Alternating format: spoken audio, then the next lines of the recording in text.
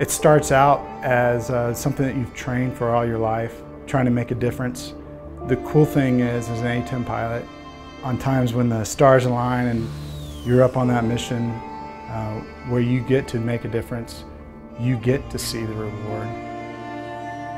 It's a pretty easy answer to in terms of why are we here. Number one priority is always saving guys on the ground. The people that we so closely work with, the guy on the ground. That's my whole soul and being, is that guy on the ground. You know, he could be an 18-year-old guy, 18-year-old kid with a rifle. That's all he's got, and I'm here to protect him. Sanitized dog tags, ID card in the left breast pocket, E&E kit, watch tape, smart pack, in-flight guides, maps, DTCs, RMMs.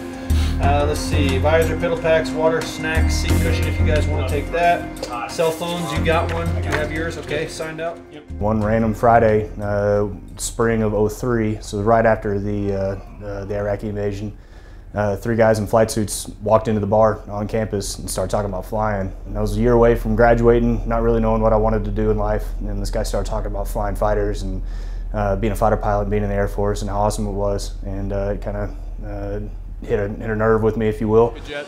Attack! All right, attack, men. Kilo Chuck. How I got interested in the A-10, I can still remember it to this day. I was at a hobby store, because I, like a lot of kids interested in aviation, I built a lot of airplane models. And this was 1979. I was in high school and went to the hobby store, and they had a Revell model of the for then brand new A-10. It had only been operational for a couple of years at that point.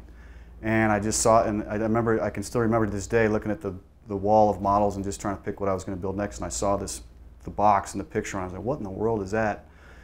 During about the last month of pilot training is where you put in for what airplanes you want to fly. And I was torn on the F-15E or the A-10, on which one I wanted to put number 1 on my list, you know. So luckily, one of the respected IPs in our flight had flown both the A-10 and the F-15E.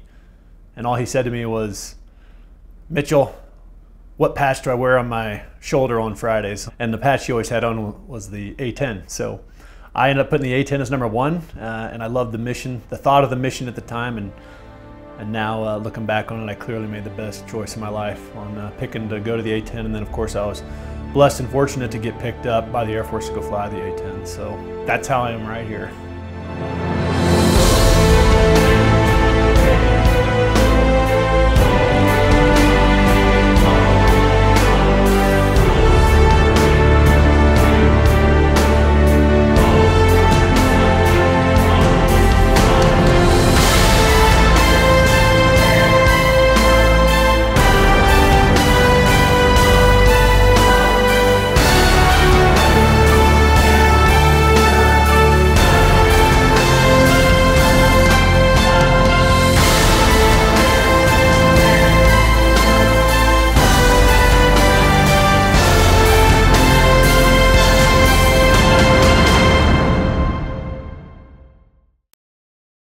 I was a first lieutenant.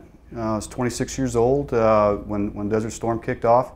The 26-year-old fighter pilot caught the nation's attention a few months ago when he and a partner shot down a record number of Iraqi tanks. You just never forget when you look down and realize that somebody's trying to shoot you down, and you've got to kill him first. My first full 2 years in the Air Force, it was pretty much a completely Cold War type of mentality. Our training was all very low altitude. It doesn't seem that long ago to me, but I know talking to a lot of the guys now, you know, it's been quite a while ago, and when you look at the airplane from then to now, it's pretty amazing the different upgrades and that we've gone through since then. The A-10 is the only airframe ever that was built entirely for this mission. Yo, come on, man. They're about to do a gun run. You need to get down. Let's go, buddy. Come on, man.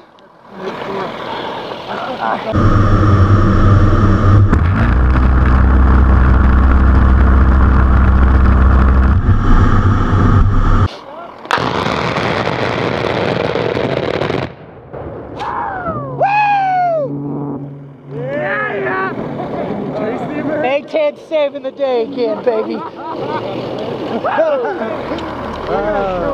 There's just nothing that matches the devastation that gun can bring.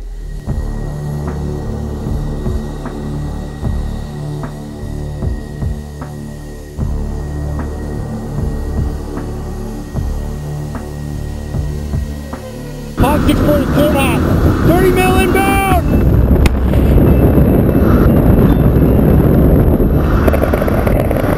It's an awesome testament to the aircraft, I think, that the same gun that we used to kill main battle tanks in 1991 is the same gun where we can shoot a single insurgent that's fleeing on a motorcycle or shooting at our guys from a tree line.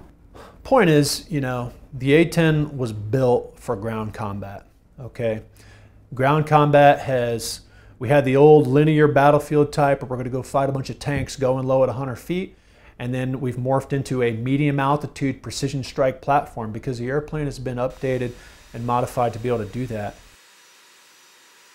Sensors are great, they're amazing, they enable precision strike, they enable us to generate coordinates that are pristine, that are right on the target, but that will never replace just, you know, looking right outside of my cockpit and looking at the battle space. What am I seeing out there, big picture? We do have this personal connection with the people that we so closely work with, the guy on the ground. We hear him getting scared. Request immediate re-attack, same remarks, same restrictions, from last hit, north 75 meters. We hear him getting excited. Here we go, that's it. Good hit, good hit, good hit. Dash 2, I need you in the same remarks, same restrictions. We hear the bullets flying. We hear him taking cover. We hear him breathing hard. And it becomes a very personal mission, especially when you start hearing about guys taking casualties down there. You take that hits very, very close to home. Nobody ever wants to hear that. We care about guys on the ground. We do our mission in relationship to guys on the ground. We are a support element essentially for the Army.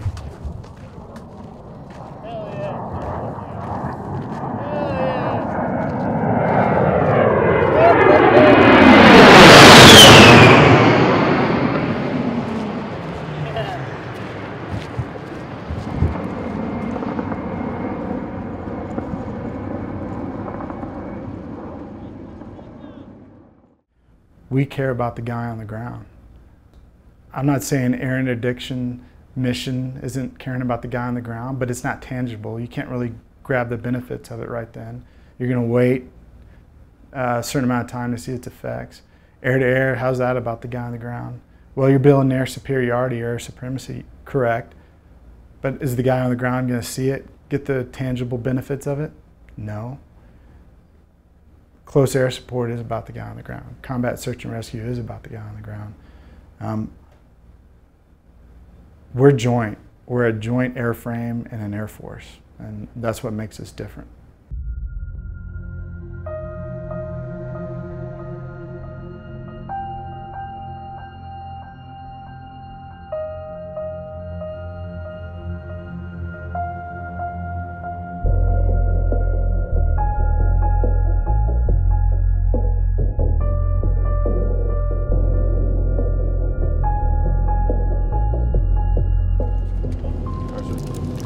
Okay, today we're going down to Sande Sufla. We've been there recently, so we've got a good lay of the land. Keep in mind, Spondy's been pretty hot recently, and they've had some contact from the same area around Sande Sufla. He went over the recent activity. Keep in mind the kind of MO we've had recently out of there. They've seen the Taliban commander kind of looking at the objective first, doing a quick meeting, picking up weapons en route. Usually there's motorcycles involved. You've also got the Taliban commander that they seeked a couple weeks ago. So you've got all that stuff going on right there in Espondi. We're going right into the heat of that. So keep that in mind as we get down there. Keep your eyes open and stay vigilant. All right, so our actions on contact, near and far ambush, return fire. Look to me, we'll either maneuver or we'll push through. IED, get 360-degree security and clear the danger area, and then we'll look to CASEVAC. In the case of a complex attack, we're going to return fire, move out of the kill zone. Indirect fire, get down, look for distance and direction from me. Our actions on halts, take a knee, face out, and the march intervals that we're going to use are going to be dependent on where we are. In the open area, spread out as much as you can. The bigger we can look and the more intimidated we can look, the less likely we're going to take contact as we move down there. That's all I've got. What are your questions? All right, we're kidding up at 0615. 0615, kids on. Shit, didn't say anything about Aaron. Yesterday, as most days, we went out on a dismounted patrol south of our fob to a village of Espandi. Basically, we got some intel that some bad guys were storing weapons in a building, and we had contacted them before. We'd run into them before. So we went down there to kind of check back up. And as we got down into the village, we ran into some sketchy guys. It just, everything felt weird from the time we got down there. There was high tension. You could tell by the ANA's body language. He was antsy, pacing back and forth. Second that happened, we spread out, let the PL do his link up. It was just high tension. I felt from the get-go.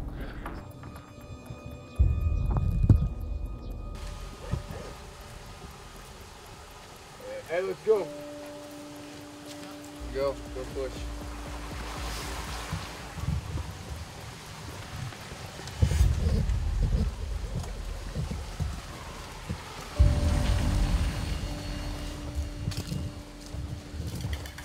نفر که با میز اون نفر اگه سرشتی پیدا کیافتی یعنی کیافتی خدمتی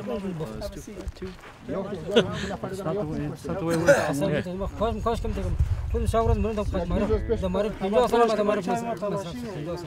He said everybody is teachers here, so we are good people. Okay, if they're good people, they have nothing to worry about. We're not Yeah, I told him. Just a lot of sketchy reports. No one had the same story. Everyone, they were all family. They all lived in the same compound, but no one's story matched up. Unfortunately, we weren't able to detain them. So as we started to RTB to head back to the base, we got word that the Taliban were maneuvering on us from the south. Again, Atlantic 92A, be advised right now we're picking up and moving back through Espandi towards Ghazni.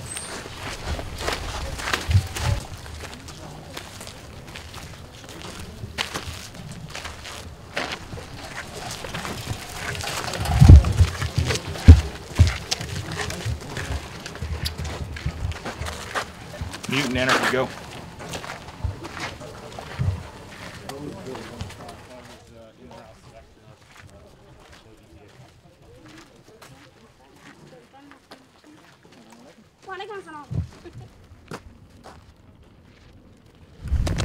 So, that way. And Hog, if I could get you overhead of our lead element through Espandi, if at all possible.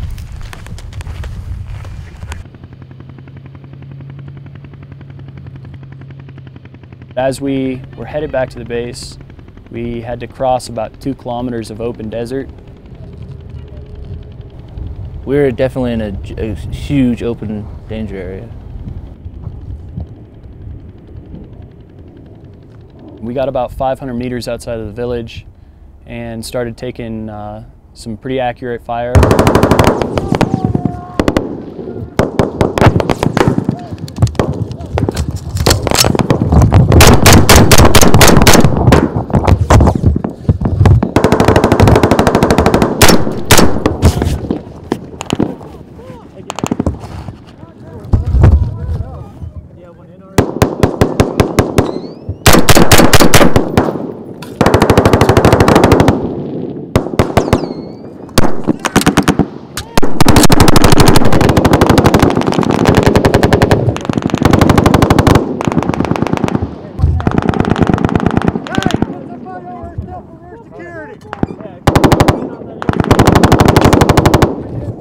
That white building! 2427, send it. L3, can I fucking hang it? Hang it!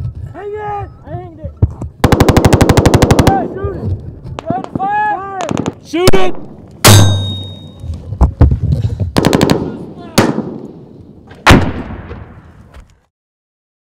There was no cover. I mean, there were people trying to find tire tracks to hide, to get a little bit of a defilade behind. You know, in that position, the best you can do is spread out, gain fire superiority, you know, and then wait for some air support. Our comms were a bit of an issue at the time, and so they had a little bit of a struggle, but they did have A-10s luckily being pushed down to us. I have your position south of the tree line. We quickly responded, and working with the JFO on the ground and one of my JTACs were able to get Hog on station quite quickly. We were taking some harassing fire at that point. Right here. I mean, I know you're busy, but I need full security, brother. Who's shooting? Somebody's fucking shooting at us still. But luckily we had the A-10s on station to come in and do a nice show of force, which is always a clincher for the enemy because they know what that entails.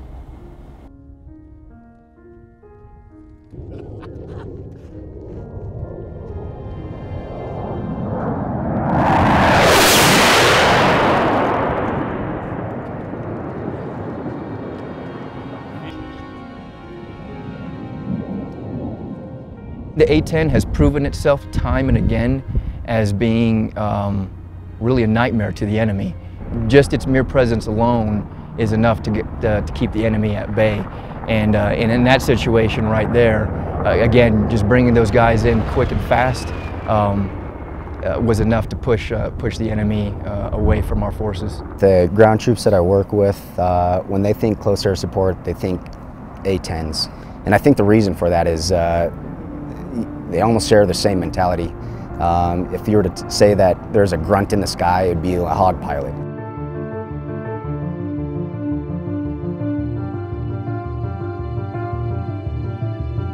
They're very user-friendly. I mean, any one of these dudes could pick up the radio if I get shot in the face and, you know, employ. Those guys are really professional, very well trained, and if, you know, you have a random Joe who doesn't know what to do, those guys can pull it from them.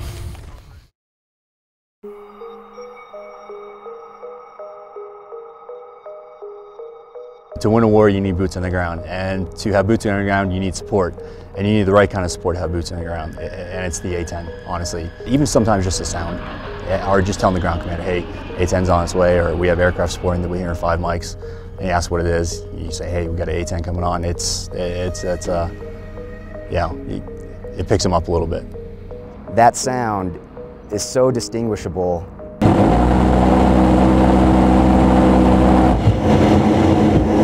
It literally shakes the ground. It is amazing. You hear it first when it fires, and then you hear it echo from the gun in the sky. That sound right there just drives 11 Bravos nuts. It's amazing.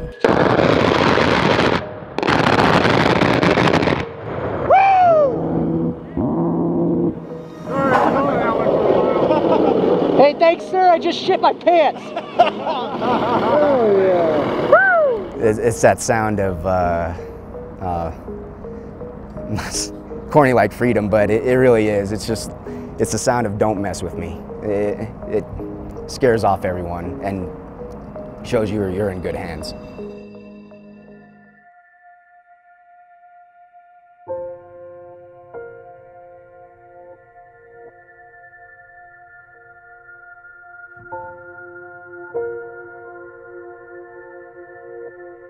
I think when people 10, 20, 30, 40, 50 years down the road look back on it, I think people will look at this airframe and it will always be known as an airframe that was, some people view it as ugly, who'd want to fly that thing? But you know what, it was an airframe that got the job done. It got bombs on target when it mattered most, and guys went home to their wives and kids because of the airframe. It makes it, it's very humbling. It's that we are so trusted and liked by the ground forces. I think that's something that I'm very, very proud of. They love this airplane, and they trust us is the biggest thing. I mean, when you're shooting last night, we just looked at it, was between 65 and 100 meters away from the friendly guys, and for those guys to trust us to do that on a regular basis is very gratifying. I got the greatest job in the world, man. I get to fly fighters when people need me to do my job. I have the chance to save lives and make a difference on the battlefield. That is when you hear the machine guns going off in the background, when JTAG's screaming, the bullets are hitting at his feet, and you can hear the bullets pinging off the Humvee that he's hiding behind. And then all of a sudden you roll in, put some rounds down and take care of his problem for him. And then you can hear the relief in his voice. That is the most rewarding and fulfilling thing that I can think of. You've got a huge group of experts at what they do with a singular focus, and you can't really get that back once it's broken out.